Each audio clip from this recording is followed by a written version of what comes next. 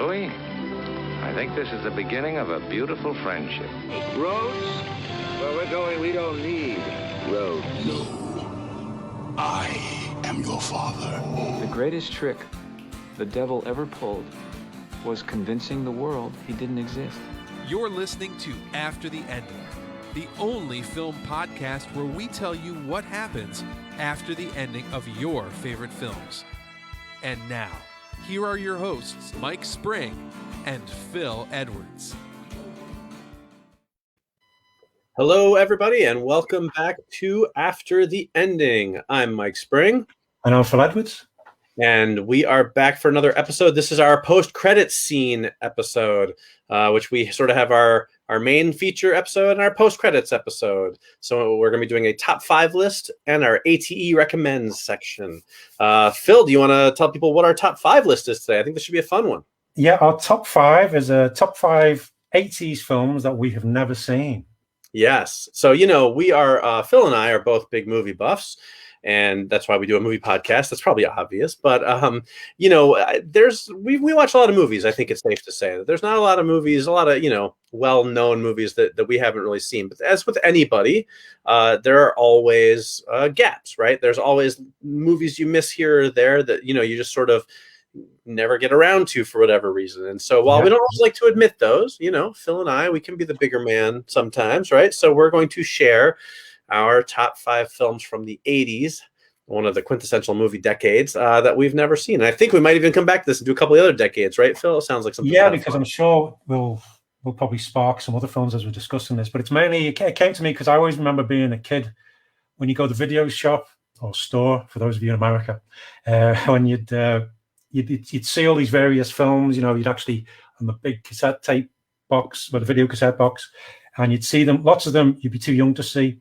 And so you'd have to go and get them sneakily if you could. And other ones, you'd see a trailer on one of the films you did get, and you'd be going, "That looks amazing," and you'd never actually get around to seeing them. So some of the films are probably not very good. Some of them are probably best left forgotten, but some of them are also maybe some classics. I know some of them are ones you've probably seen a few times, but yeah, that's kind of the thinking behind this top 5. Yeah, so it should be fun. We will, as always, for those of you who are watching live, since we are recording live, please feel free to jump in, share some of your movies that you've never seen or thoughts. Feel free to just jump in with how have you never seen blank? Because that's usually the reaction that I get with some of my films, at least. Although not too many. I don't think there weren't too many on this one where I was like, oh man, I'm kind of embarrassed to admit that one. Where some of the other, like the 70s is definitely an era where there's some really crazy, well-loved films that I'm like, oh, I shouldn't tell people I haven't seen that. But this one, I don't feel like there's too many of those. But if you want to call us out or have a little fun, please feel free to do so on the live broadcast and put your comments in on Facebook, and we'll read them out loud and put you on the screen here in our episode. Here's what I noticed, Phil, and you tell me if it was different for you. Yeah. When I was looking to find movies for the list, I just went on the internet, first started searching for lists of 80s movies, right? So I could, to spark the memory. And I came to the realization, I think I've seen every 1980s movie. There was not a lot of 80s films. I mean, I went through some lists that were like the top 150 movies, and it was like maybe 4 or 5 films on that list I had not seen. I was like, wow, I am well versed in the 80s, I think. Of all the decades, I feel like that's the one I've got down. How was it for you? Pretty much the same. Although there were some biggish ones which I hadn't seen or don't recall seeing, but I think as it goes, as looking more and more into it, there's probably lots more smaller films or really bad films, which are the ones I've never seen. Kind of like the ones that you see on Red Letter Media, where they do an episodes called Best of the Worst, where they have videos people have sent in, and lots of them are from the 80s, where it's guys in like really bad. Well, a bit like in Community with Troy and Abed do the kick puncher thing. They have this cosplay stuff, and it's really bad makeup and special effects and green screen stuff. But I think they're probably going to be more the films as time goes on than the ones I haven't seen.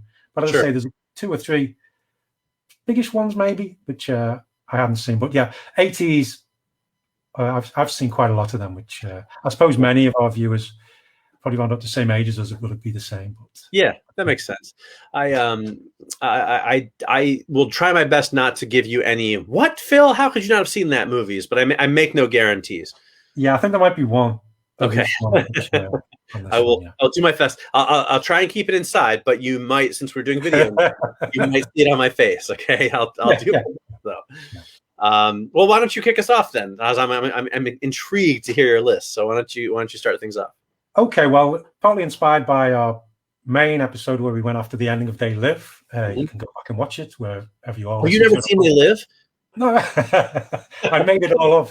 No, it's another Roddy Piper one. It's Hell Comes to Frogtown, which I believe it probably isn't that good, but it was one of these ones which I always saw the poster and then the trailer, but also the name as well, which always struck me as being a weird name, especially as a kid.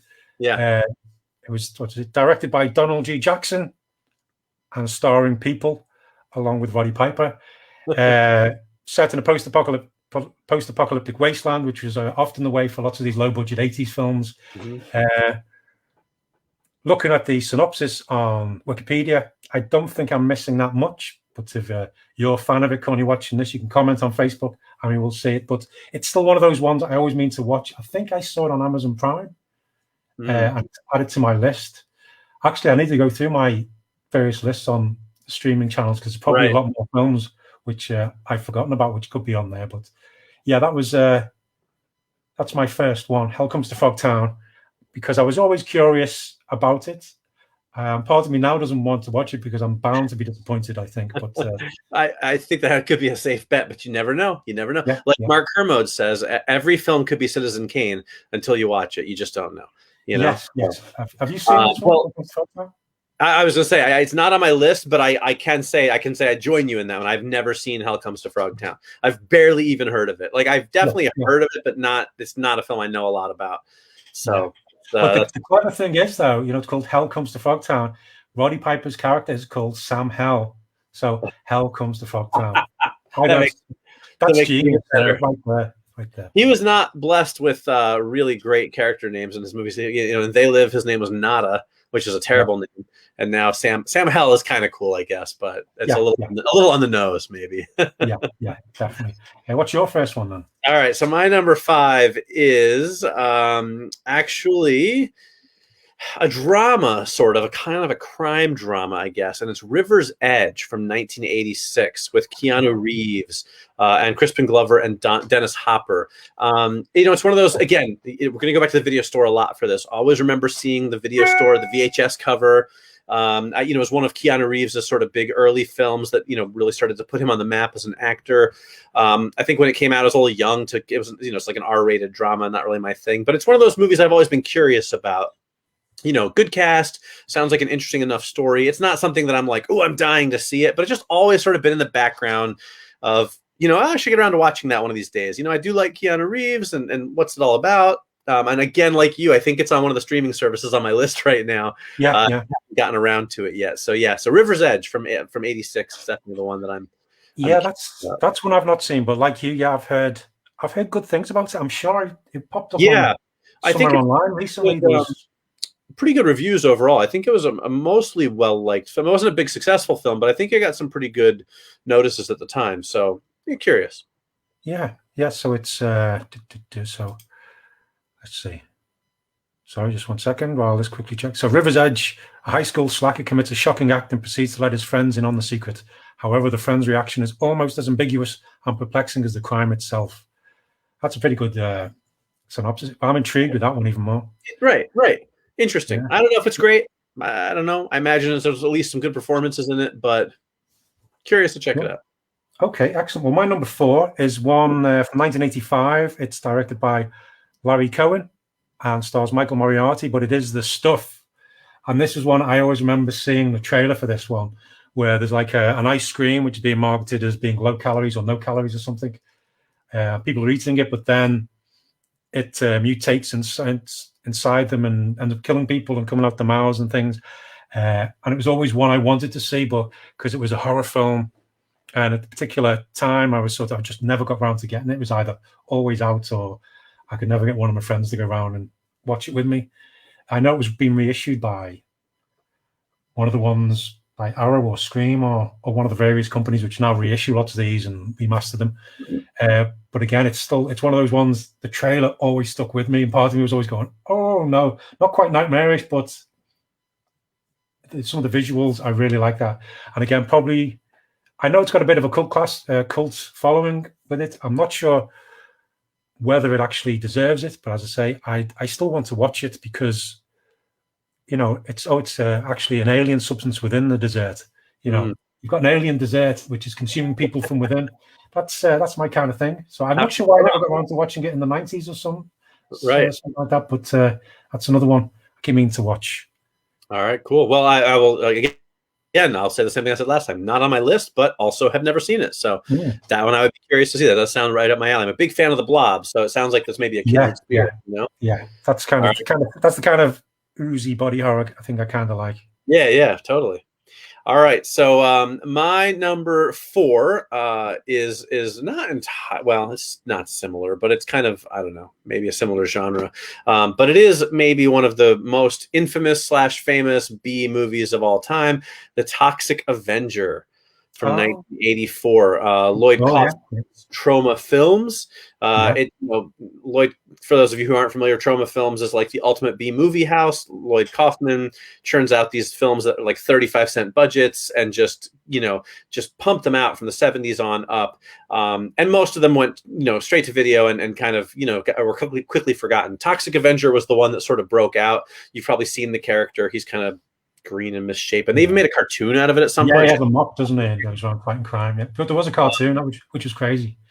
Yeah, it's weird. And I think there were some sequels and stuff, but it's easily the most well-known of all the Troma films. He's kind of like the mascot for Troma Films. And he's pretty well-known even outside of like your B-movie fans. I feel like even casual movie fans have kind of at least heard of the Toxic Avenger. But I've never actually gotten around to seeing the whole film. Not that I can remember anyway. And I feel like that's kind of as a slight something of a B movie connoisseur. I feel like that's kind of a big oversight. So 1984 Toxic Avenger, again starring people nobody famous in it. Although apparently in my research I found out that Marissa Tomei was an extra in the director's cut, which had extra footage. She's like girl at locker or something like that, but I don't think she has any lines or anything at all. So only in like the extended cut, not even in the regular cut. So that's we did meet Lloyd Kaufman. We did, and Toxic Avenger. Toxie himself was there. Remember, we got New York Comic Con a few years ago. Yeah, Lloyd Kaufman and cosplaying Toxic Avenger. They're like booth mascot of Toxic Avenger. We got to meet him. Everything. I still haven't seen the actual movie, so I feel very nice guy. James Gunn also cut his teeth working for Troma Films. Yeah, but I have seen Toxic Avenger many years ago. Mm-hmm. But whenever I do watch any of their films, I was very drunk at the time. So don't recall too much about it, but I remember it's one of those films where you go and, oh my god, this is dreadful, but in a good way, and having a laugh and just basically riffing on the whole thing with my friends. But there's been constant talk of doing a remake as well. Yep, it's been in the works for years. It's been attached with it at one point, but it's one of those so bad it's good kind of films, and they're always worth checking out the Troma films because if you want to make a film, you're not sure how, watch the Troma films, and you can see if you can make a film with barely any money whatsoever. Yeah, and it's also like 73 minutes, so like even if it's awful, it'll be over pretty quickly, which I feel like is a minute out. There you go. Yeah. Okay, my other one, my number 3, has been remade back in 2012, but it is Red Dawn. You've never seen Red Dawn? Sorry. You've never seen the original Red Dawn? I've never seen the original Red Dawn. I know. But John Milius directed it as well. I do like his stuff. I like Blue Wednesday. Don't forget the name. And Conan the Barbarian. But this is the one that stars Patrick Swayze, Charlie Sheen, C. Thomas Howell, Leah Thompson, Jennifer Grey, Harry Dean Stanton. Oh my God, Howard Booth. What a cast. And where what is it? The Soviet Union invades America. Yeah, I've never seen it. I know lots of my friends have seen it. I know it's the Go Wolverines thing. Yeah, Wolverines. Yeah. I think most, not just your friends, but I think most people our age have seen that movie. Like I know. 99% of them, I think. And I know lots of people as well I've spoken to have seen it say, the first 15, 20 minutes is great, and then it sort of goes. But I would say actually like the first hour or so is pretty good. I mean, the first 15 or 20 minutes is the best part of it, but like the main thing for me is like it's I think it's like a little over 2 hours, and it really needs to be a 90-minute film. It's a good film, and I enjoy it, but it's definitely too long. By about an hour and 40 minutes in, you're kind of like, okay, this can, like, it can be over now. Like, I feel like they're stretching it out a bit too much now. You know what I mean? Like, when you do watch it, you definitely have to just kind of recognize there's a really great 90-minute film packed into 2 hours. You know what I mean? Yeah. It's a good film, and I like it, but it's definitely a little too long. Yeah, but that's one of mine which I always meant to see. I'm sure one of my friends who shared a house with, I think he had it on either DVD or Blu-ray, but never got around to watching it. But that's out of the ones I already mentioned, that's probably the one I most want to see so far compared to the other two. But yeah, I'm surprised I've never seen it. But yeah. Did you see the remake? You've never seen it, so we've got to that point. Sorry, didn't take as long as I thought. Apparently, did you watch the remake? I did.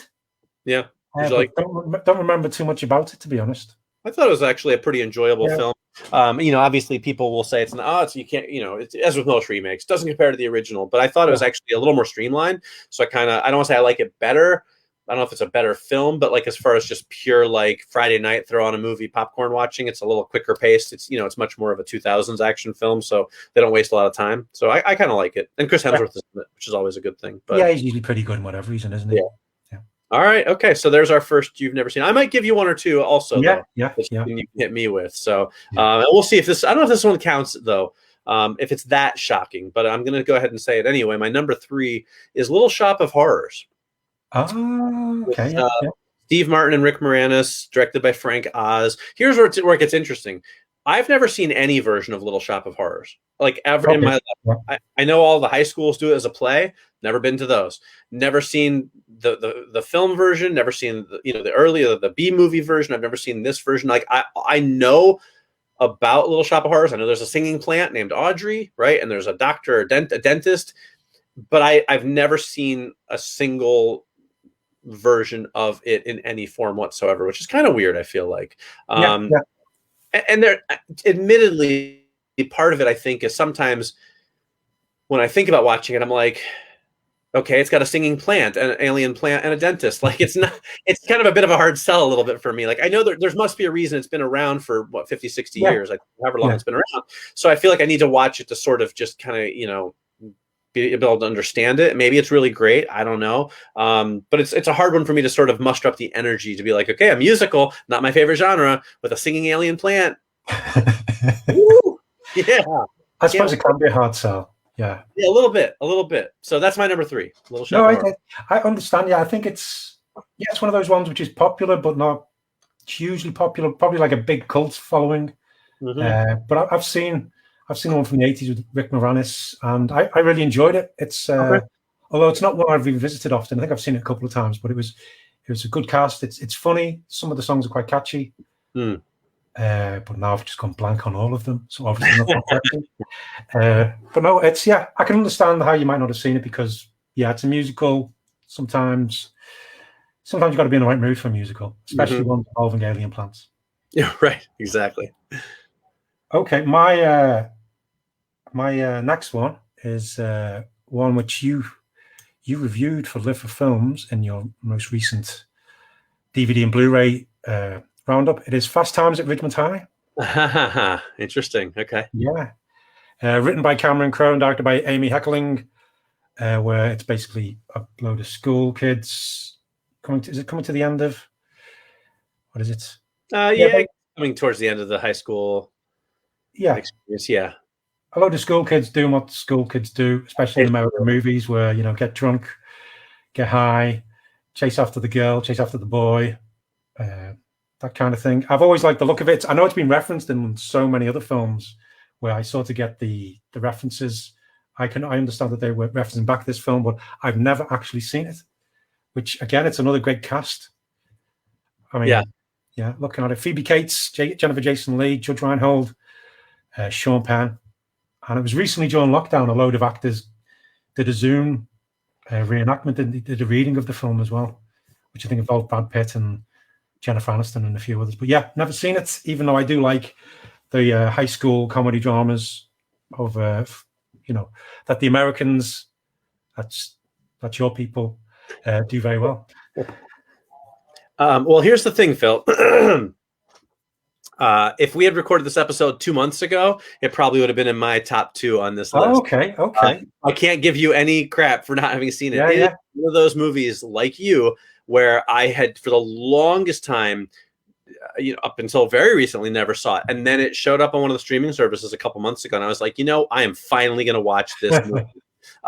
Because you know what? Here's what happens. I think it's an R-rated comedy, or I think it's R-rated, but even if it's not, it should be. But it came out in the early '80s. It was 1982, and I was pretty young still, so it's definitely above my age range. And then by the time I was old enough to watch it, it was just kind of like this 10-year-old movie that I was like, well, okay. And then as I became an adult, and it was like, oh, Fast Times is like this kind of revered comedy that's got a lot of critical agreement, it's a great film and all this, then it just sort of became like, oh, I got to get around to that one of these days. But it seemed like anytime they would reissue it on DVD or something, that would be the thing I wouldn't get to review. So it was like, here we go, I missed it again. So when I finally got a chance a couple months ago, I was like, I'm watching this movie. And now they just put it out on a Criterion Collection edition, which is what I reviewed for Live for Films. But I'm right there with you. It's one of those ones that escaped me for a long time. And I'm guessing probably a similar reason is you were too young when it came out. And by the time you're old enough, it was kind of like, in the back burner, right? It's the rear view mirror. I like Fast Times at Ridgemont High, but I don't love it. I do think it's an important film, because I think it's kind of a precursor to all of the 80s high school comedies that came afterwards. I wrote in my review, would we have a Breakfast Club or a Ferris Bueller's, or Porky's even, something like that, if there wasn't Fast Times at Ridgemont High? I don't think so. I think that was a huge influence. But I think it was one of those ones where it was like the precursor that led to the really genius films. Yeah, but I think it's quite a genius film itself. Although the Phoebe Cates swimming pool scene that's pretty famous, I understand why it's pretty famous, because it's pretty awesome. But there are also a few scenes in that film that are a little bit problematic when you watch it with a 2021 eyeball. There's a little bit of stuff in there that makes you go like, I don't know how well this would hold up in the Me Too era, if it was released today. But yeah, so that's certainly a good choice. I do think you should watch it, though. I think it's kind of like an important film. I will definitely get around to watching it. Yeah, it's a good movie. It's just I don't find it to be the best of the genre. Okay, well, that's good to know. But I do like it. Yeah, as you say, I like the way it probably fed into the blueprints for ones which came afterwards. Right, exactly. It's also kind of like a half comedy, half drama. I feel like it's definitely a comedy, but there's also some like serious stuff in it.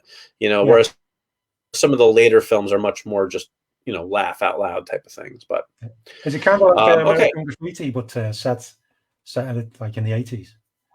Yeah, that's not a kind of thing.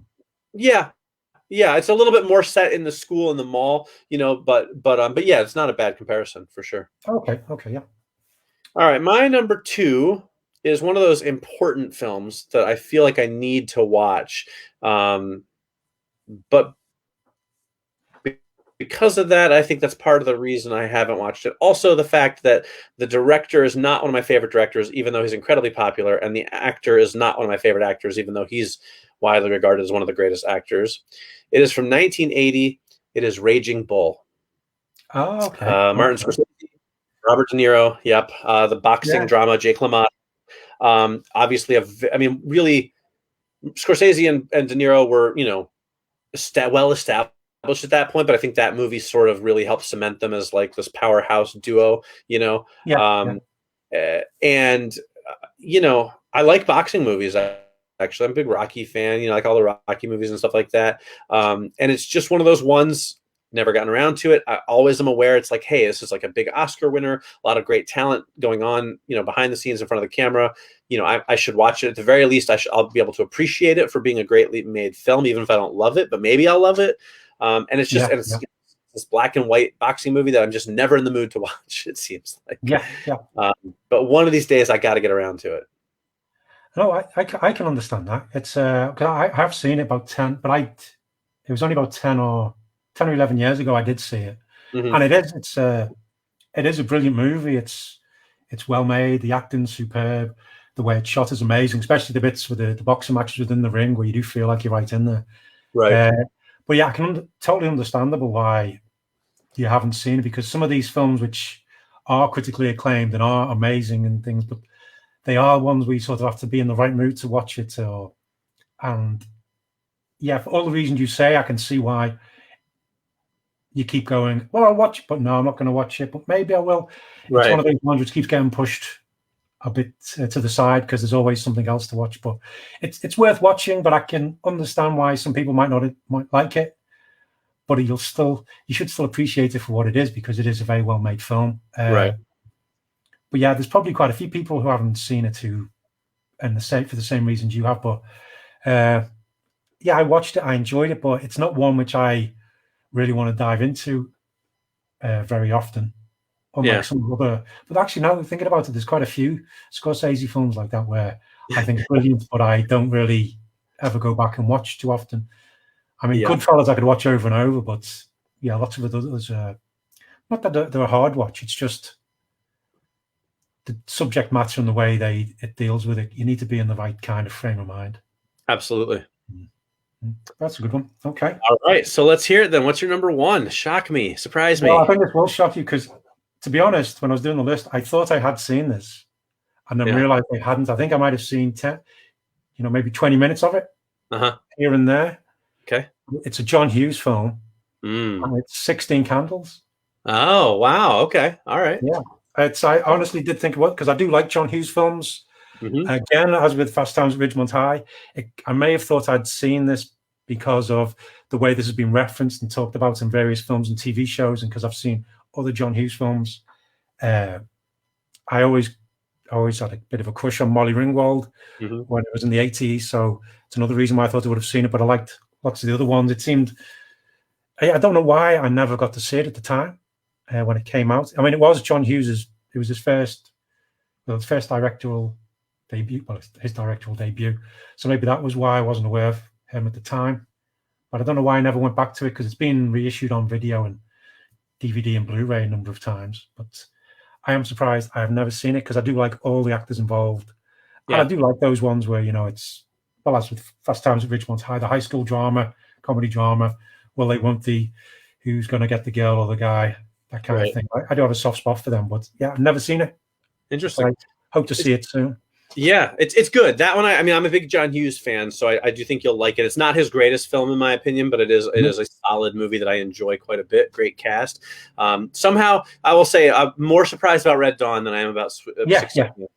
But yeah, I think definitely worth watching. We actually just watched it a few months ago again. I'd seen it before, but we watched it with my son and daughter, who are teenagers now, and so which was interesting because it's it's an 80s film that's PG, which is kind of like a few things in that's very PG true. Than I was expecting.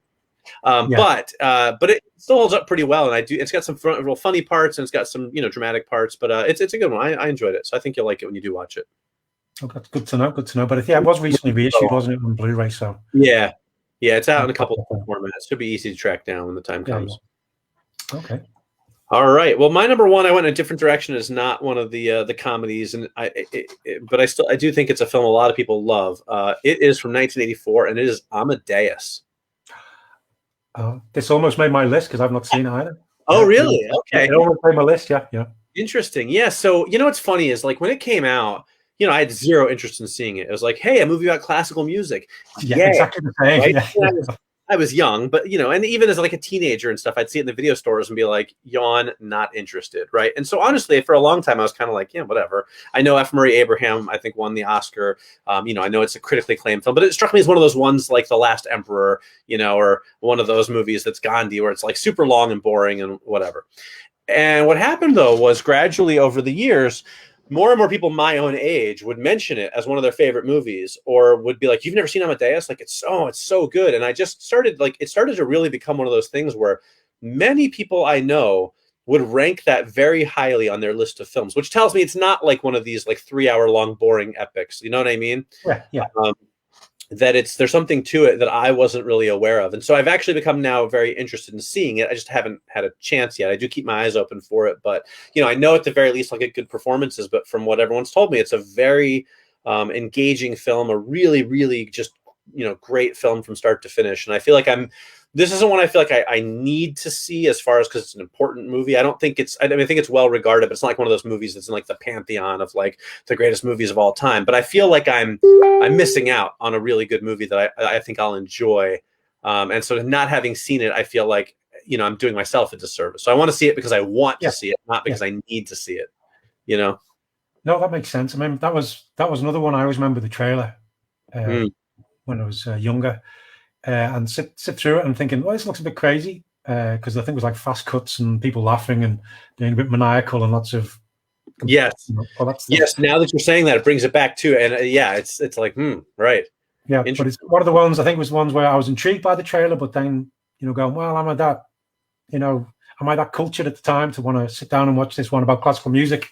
Right. I think it's more than that, isn't it? I think it treats Amadeus more like a punk kind of yes, and it's a lot more. I think about the rivalry between Amadeus and Salieri and the jealousy, and there's a lot more. It's not just like a biopic, it's different from that, from what I understand. Yeah, but it's one of those ones again where you say, but it's critically acclaimed, but as time goes on, it keeps popping up in like best film lists and things like that. And it's it's one that I think I do need to watch at some point. Yeah, I really want to see it. I feel like enough people have told me how good it is that I need to listen to them. So hopefully it's on streaming somewhere, so I'll have to check that out. Yeah, I don't know if it is currently. I haven't seen it recently, although new month, everything comes up again. So I haven't fully checked everything, but I'm sure it will be at some point, and I'll watch it when it does. Well, good, all right, cool. Good films. All right, so that's our top 5 80s films we've never seen. So some pretty interesting choices there. And look, nothing that we were too embarrassed to admit. So I feel like that's pretty good. Yeah. And I think we will definitely return to this because we'll probably find more over the next few weeks, months, or whatever. Yeah. Well, Right. And I do think it'd be fun to visit some of the other decades. 70s and 90s, I think would be fun. I wouldn't go in the 60s, even the 2000s. I wouldn't go in the 2010s yet because that's still fairly recent. But I think we might do these again in some future episodes. So and I think maybe the 70s and the 90s there might be ones more. You've not seen that? I know there's a couple in the 70s ones. Although I have now seen all the Godfather movies, which a few years ago I had not seen all of them, and that would have been a big one. But but definitely some 70s ones where I'm going to have to go, I haven't seen that. So, all right, cool. Well, let's start to move towards our last feature here, Phil. It's going to be ATE Recommends, which is when we share things that we're enjoying right now. It can be movies, books, music, food, whatever we want it to be. So let's do it. Phil, do you want me to go first? Do you want to go first? Well, I'll go first, shall I? I'll go first. Yeah, I've got a couple of books. Yeah, first of all, I have it's a collection or graphic novel, whatever you want to call them these days, but it's Firepower by Robert Kirkman and Chris Samney, which is I picked it up this week actually. It's a bit like the Iron Fist kind of thing, lots of other martial art ones where it's like a guy's goes searching for the truth about things or an ability to do things, and he finds a hidden temple or school in the mountains where he is taught how to rediscover the firepower, which is basically throw fireballs around. But the artwork is stunning. The way they do fight scenes in the comic is really well done. Great characters. I love the story has kind of been done lots of other times, but I like the fresh spin on it, especially by the main teacher of the school, and it's very intriguing, especially with the way it leaves it, because this is the prelude and things go on. So I want to get the next books, and I just really like it. It's worth checking out. That's Firepower. The other thing, it's a fantasy role-playing setting for Dungeons and Dragons 5th edition, but it's one of your fan of Peter Pan. It's Neverland, and it's actually it's really well done. But it's a beautiful book as well. Yeah, it's nice looking. It's got this very stylish, but it's basically as if Neverland has moved on, and you find out what's happened to Pan and Wendy and things, and it's got this very cool art style within. I don't know whether you get the all hard to make it out in here, but it's got great details about various characters. It's got loads of tables. It's got a hex map about the island, tables about everything. It's even got a map for the inside of the crocodile. It's that big, so you can go through it. But it deals. It's quite dark in places, but you can have an incredible adventure, and it's actually just worth a good read just for the it's an extremely well-made book. And if you're a fan of Dungeons and Dragons fantasy, because I'm not a big fan of Peter Pan, but I just think this is absolutely amazing the way it's done. And it keep trying to figure out how I can get a D&D party to get there, but hopefully one day. And it also just looks really nice on the bookshelf, which is always a nice plus. But they're my two recommendations this week. Excellent. I'm a big fan of Firepower.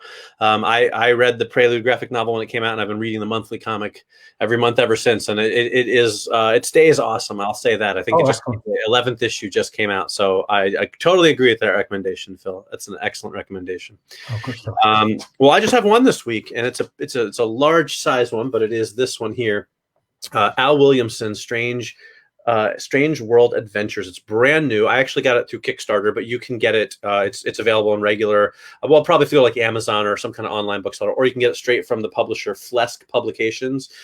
He specializes in art books, mostly from comic book artists. Al Williamson is. I've become recently fairly obsessed with him. He was an artist back in. Well, he started in the 50s and 60s, was real popular, worked all the way through the 90s. But he did a lot of stuff on like Buck Rogers. He did some Star Wars stuff, Flash Gordon. You can see here some of his artwork. And he's just, I know. an incredible artist that he was a little before my time. When I was younger, mostly the main thing I knew him from was doing, here's some Star Wars stuff. He did the Return of the Jedi comic book adaptation, which I read about 1,000 times when I was a kid. But I didn't really have much of an appreciation for him, and I discovered him a couple of years ago, kind of some of the larger body of his work, and I've sort of become obsessed with him and his style. He's just such a fantastic artist. He's a classic. He was actually a contemporary of Frank Frazetta. They worked together. Wow. For comics. Frazetta inked him, and Williamson himself went on to become a pretty renowned inker. So I've just sort of fallen in love with his artwork, and this is a really nice art book. It tells some history, but it's mostly artwork. There's a couple of complete stories, like short stories in here, and it really kind of spans his the bulk of his major parts of his career from the 50s to the 70s and a little bit into the 80s. So Al Williamson, Strange World Adventures from Flesk Publications, totally worth checking out if you're interested in some really great comic artwork. That looks like a beautiful book, and I do like those kind of things. Yeah, it's really cool, and it's big, which I like. Yeah, and I think when I upload these videos to YouTube, I will try and get links to where you can buy them, the publishers, wherever you can get them. I'll get them, try and get them put into the description. That'd be great. Absolutely. All right, cool. So there's some good stuff for you, some good reading and gaming material for you this week, and that is going to start to wrap us up. So this was our post credits episode. We'll be back live in 2 weeks. Meanwhile, if you're listening unlive, whatever, or watching unlive, there should be a new episode next week because we're staggering them a little bit. So thank you everybody for watching and or listening. We're going to sign off now. So that's about it. As always, appreciate you guys being here. I'm Mike Spring. I'm Phil Edwards. And we'll see you next time. After the ending.